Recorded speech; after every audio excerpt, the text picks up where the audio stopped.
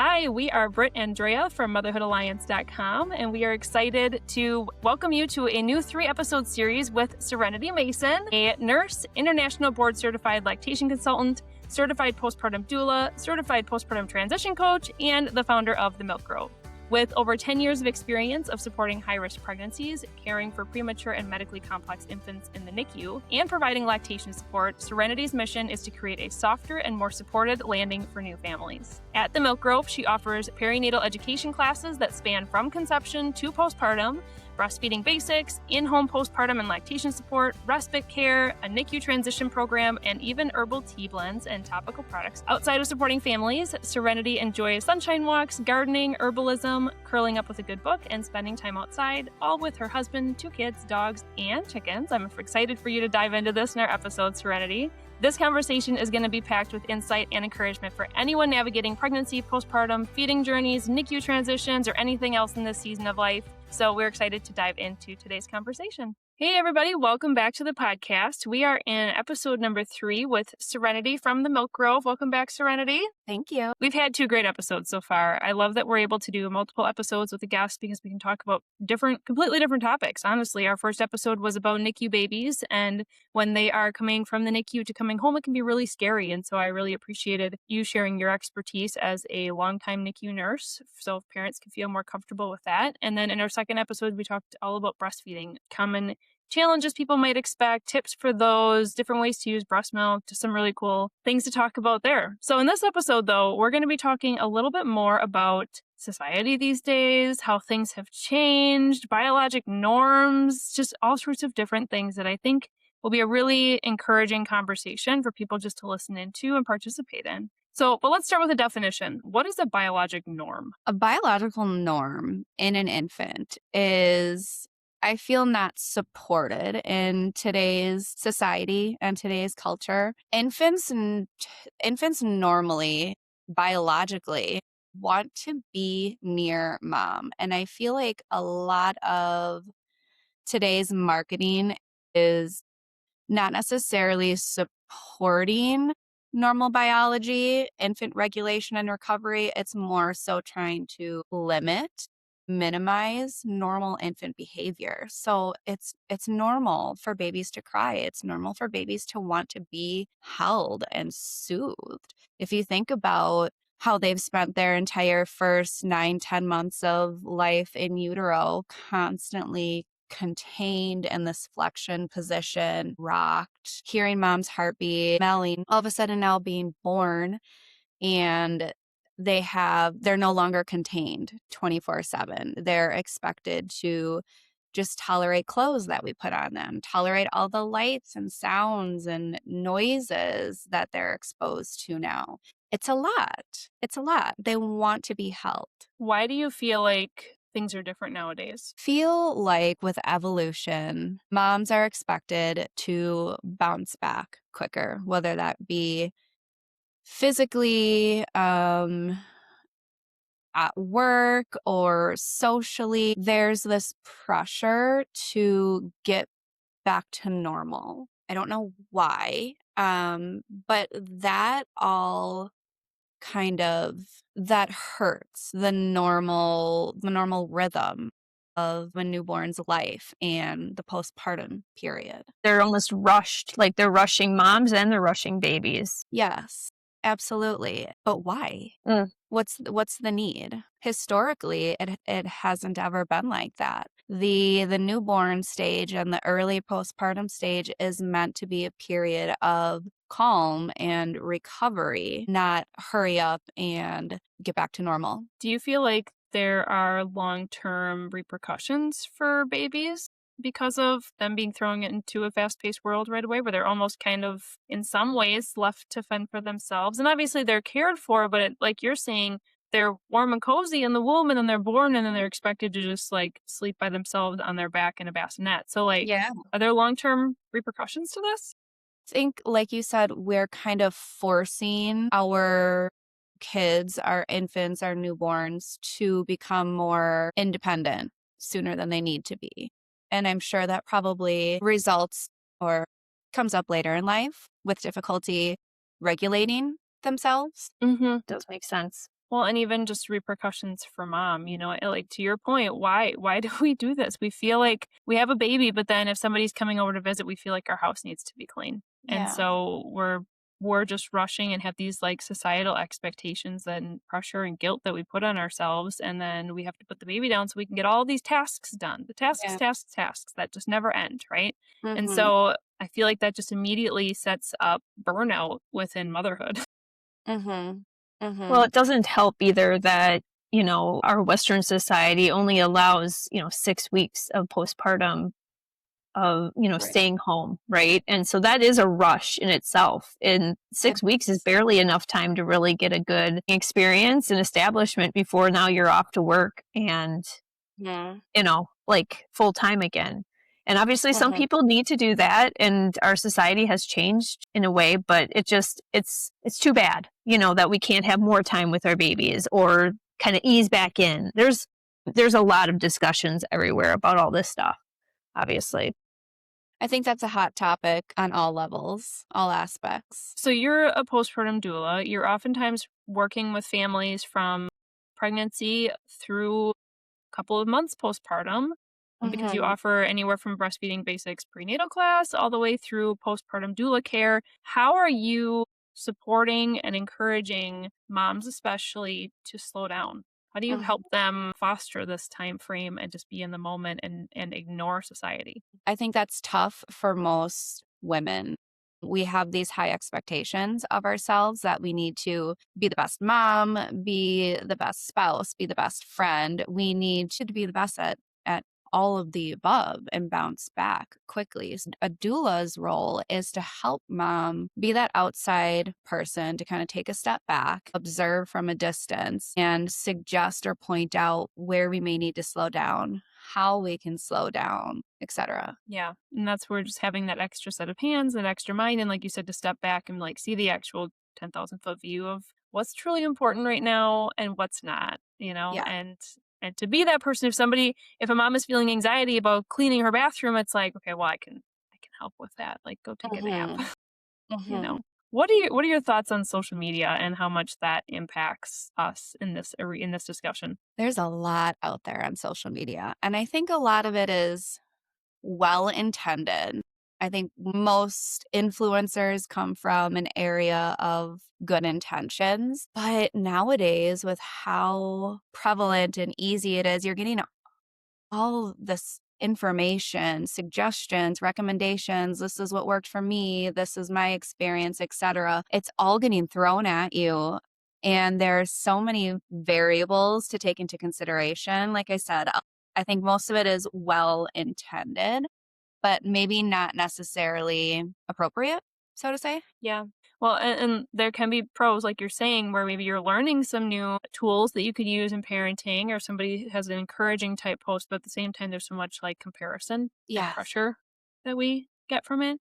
So, like, how do you balance scrolling your Instagram for positivity and something that's going to uplift you versus knowing that you're going to come across things that internally you go, oh, well, I'm not that good. That person just had a Mm. baby 3 weeks ago, and now look at Yeah. them, and I'm not that. And, it's so hard. I mean, for me, I honestly had to just shut off the noise, like Yeah. just not even go on it for quite a while because I found more discouragement than encouragement. I actually never had social media until I started my business. And I think that helped me heal as a person, as a mother, tremendously when I was going through the thick of it.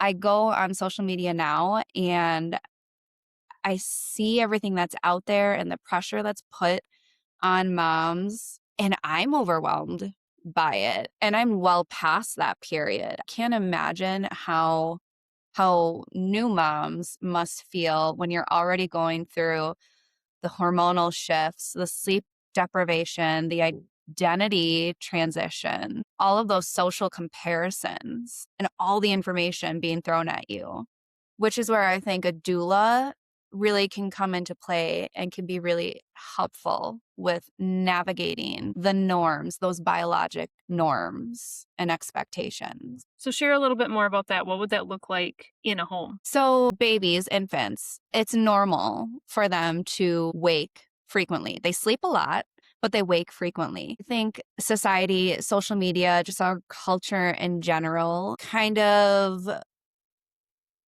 they categorize that as not normal and maybe a problem that needs to be fixed. It's normal for a baby to sleep all day but wake frequently. It's normal for a baby to cluster feed. It's normal for a baby to just seek that contact. It's normal for a baby to cry, but there are different cries for different reasons. It's not, as some people may think, like a manipulation tactic for baby to get their way or be picked up, so to say. So a doula and somebody who has special training in learning or understanding the biologic norms and the normal shift rhythms of the postpartum period, of the newborn period, to help kind of point out what's normal, maybe what's not, what maybe needs to be looked into. Yeah, given that perspective and helping them understand what is normal and what's not. I would that would be amazing. I know. Like I'm just thinking back, like just having that support in-house would be just fabulous. Yeah, and then another thing that I feel like is a challenge in today's society is the marketing side of all the baby things. Like as especially for someone who is pregnant with their first or is trying to conceive, starting a baby list, like there's so many gadgets and things to choose from. And of course with marketing, all of them say this is a need. You have to have this. But if we're talking about like biologic norms and kind of almost like going back to the basics, what do we actually need? So you're obviously in this industry, you're helping NICU parents all the time kind of navigate things that they're going to actually need to support their baby and things that they aren't. Do you have any tips for like how to navigate this marketing side and or just like creating a registry of things that you're actually going to need and use versus things that are just marketing hype and you actually don't need? I see this every day and it hurts my heart. It breaks my heart. Marketing preys on vulnerable parents. We all just want what's best for our babies and what's best for ourselves and healing during this period. And marketing does such a good job of preying on that vulnerability. Like you said, go back to the basics. All you need is yourself. Mom and baby. We don't need all these fancy gadgets that are going to not support the normal rhythm, not support normal regulation. I'm not one to tell my parents, you need to go out and buy this product, and this is going to make your life easier. You need this, you need this, you need this. Go down to the basics. It's you and your baby. There are some products that are really nice to have, some products that it's all about convenience, really, marketing is. I do have a list and an Amazon storefront and a checklist of helpful, realistic products. You know, we all, of course, we need a car seat, a stroller and such, but other little things that can be nice, but not very costly, if that makes sense. How would you recommend somebody sets up a registry? Because I also know that there are some registries now, or just people are thinking outside the box when it comes to, okay, I want to give to this parent, but I want it to be something that they're actually going to need. For example, somebody could gift your type of services to a mom because then she's able to navigate a lot more of this, right? And you can like help with, okay, start with less on the physical things registry, maybe a little bit more on the services to help her feel like a human and be able to navigate this transition type registry. Because then as baby is getting older, she'll kind of figure out what things she needs. So I think that's something that I think we could that's really help super change in the society. that's Yeah, super solid advice. I do have gift cards that family, friends can purchase. There are websites, registry websites like babylist.com, where you can actually put in doula services, whether it be like birth doula support, postpartum doula support, I think maybe lactation support as well. But I know there are also options to put in there your own comments, like a meal train would be helpful, or maybe you can hire a cleaning service for me. We don't necessarily need all these tangible products. We need more support.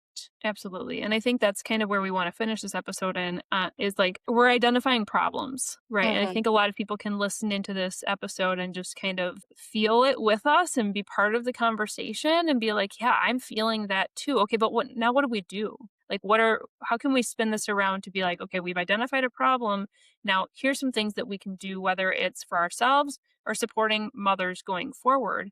here are some things we can do to help change that. So what would be your thoughts on that? Provide support or ask what sort of support we need. Again, when it comes to like the baby registry list, we don't necessarily need all these products. Moms need more support and realistic support, not I can come over and hold baby while you take care of the household chores. That's not what a mom really wants. A mom truly wants to just like hole up with her baby and set aside the outside world and just focus on that bonding and that opportunity to bond with their babies.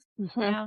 I mean, even just asking that question that you just said right there. What do you want me to do? I am here to help you in whatever capacity you want. It could be cleaning. It could be holding the baby if you need a shower. It could be taking your toddler out for an outing. Like, what do you want? Because even at the same time, she may have a different answer based on a different day. There may be days where she's like, I Right. just want to go in my bedroom with baby and just be. And there may be other days where she's like, I need a break and I need to feel like myself and not necessarily, Mom, I'm going to go for a walk by myself. Yeah. Or even just if you know your friend's favorite coffee order, if you know her favorite snack, or she made a comment that maybe she's running low on diapers or something, you can go pick something up for her and drop it off. Ring the doorbell or leave her a text just so that she knows that she's being thought of and doesn't feel like she doesn't feel like she has that, or she doesn't feel pressured to host or communicate with anybody, because it's a lot to navigate that postpartum period. It's sometimes nice just to know that people are thinking of you and maybe dropping off your favorite snack or your favorite coffee order. And then you don't have that pressure of answering the door in whatever is going on in that moment. Yeah, for sure. I feel like this conversation is really permission. It's giving permission for parents to just embrace those biological norms in their baby, not get upset that their babies are inconveniencing them, right? Which can be easier said than done sometimes. But when it comes to waking up and cluster feeding and all these things, when our to-do list feels huge, those things feel frustrating, but they are normal. And so how do we create the support that's been lost because of our busy society? It's just really permission to like, just be present, just slow down. Your house doesn't have to be perfect. We can communicate more and ask for help, right? So I appreciate that you wanted to have this conversation as well. So we always like to end our series with a guest with a question more about you. And so our question for you is, what does the future of the Milk Grove hold? So I started in September of 2025. So 5-6 months ago, but I've been helping and supporting family and friends for years now. And it sounds so cliche, but I just want to help. I want to help make your life easier. I want to help you understand those biological norms, I just want to make it a smooth, easier transition for families. Yeah. So serving, that's your answer. Yes. Serving. Yeah. I think everything you're offering is amazing. We are going to link to multiple things in the show notes of all 3 episodes. We'll link to your social media and your website and some other things as well where people can learn more about you. Do you offer like a free consult or anything where if someone just wants to learn more about your services, they can do that? I do. Yeah, absolutely. I offer a free 15-minute consult, virtual meet and greet, so that we can kind of chat together, see if we're a good fit, and see if what you need is something that I can truly help with. And if not, I've been networking and I have a basket full of other wonderful professionals, whether it be other lactation consultants, doulas, everybody. So if I have that opportunity for that virtual meet and greet consultation to see if we're a good fit, and if not, we have resources. Love that transparency. And I think so many people nowadays are just looking to simplify their lives, right? And so I think that you, not only through your services can you help them do that, but even just your mindset and just your heart. And we can see that through these episodes. So thank you, Serenity, for joining us for all 3 of these episodes. We really enjoyed it. Thank you so much. If you enjoyed this episode, would you consider leaving a rating or review or sharing it directly with a friend who could benefit from the information? We know that you're a busy mom or caregiver, and our goal is to make your life easier by bringing tips and tricks directly from experts into your earbuds. By sharing this episode with someone you love, you can play a critical role in helping to make their life easier as well. We appreciate your time, and thank you for being a part of the Motherhood Alliance family.